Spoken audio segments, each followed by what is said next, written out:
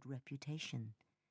His sister had turned to Han because she'd had no one else. The tension drained out of Fei Long, stealing away his rage.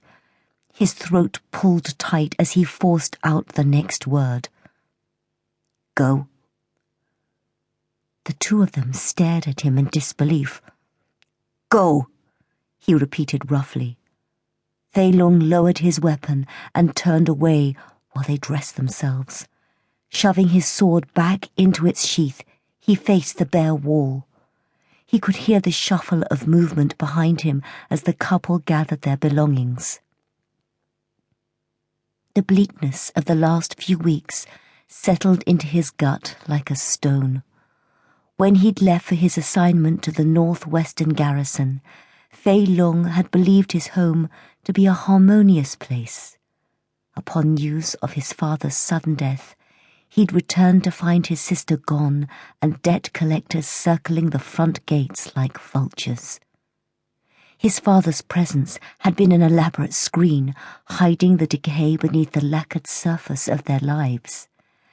Fei Long now saw Pearl's arranged marriage for what it was, a desperate ploy to restore the family honor, or rather, to prolong the illusion of respectability.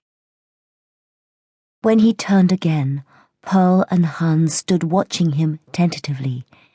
Each of them had a pack slung around their shoulder, off to face the horizon with all their belongings stowed in 2 small bags. Han bowed once. Elder brother. The young man risked Fei Long's temper to deliver the honorific. Fei Long couldn't bring himself to return the bow. Pearl met his eyes as they started for the door. The heaviness of her expression struck him like a physical blow. This was the last time he would ever see his sister. Fei Long took his money pouch from his belt and held it out.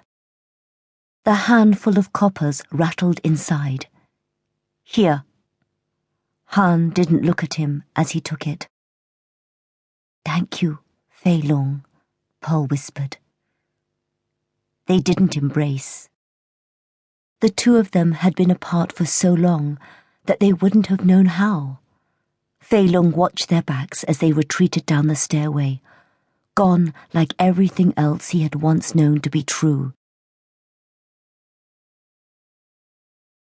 Jilted lover, the cook guessed. Yan Ling's eyes grew wide. The stranger had stormed up the staircase only moments earlier, with the sword strapped to his side and the glint of murder in his deep-set eyes. She'd leapt out of the path of his charge, just managing to hold on to her pot of tea without spilling a drop.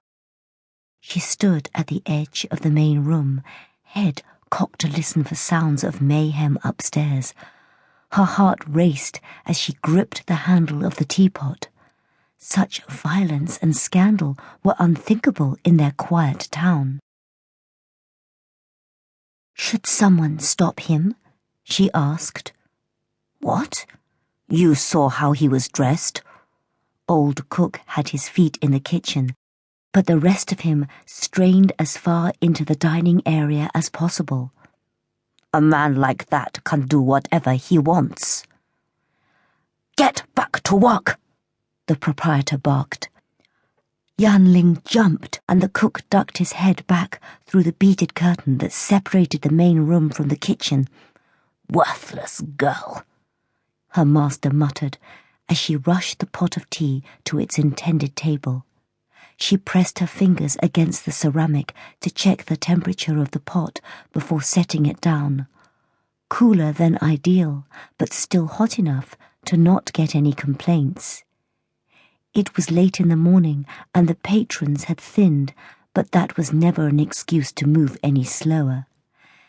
Lately, it seemed nothing she did was fast or efficient enough. She'd never known any life but the tea house.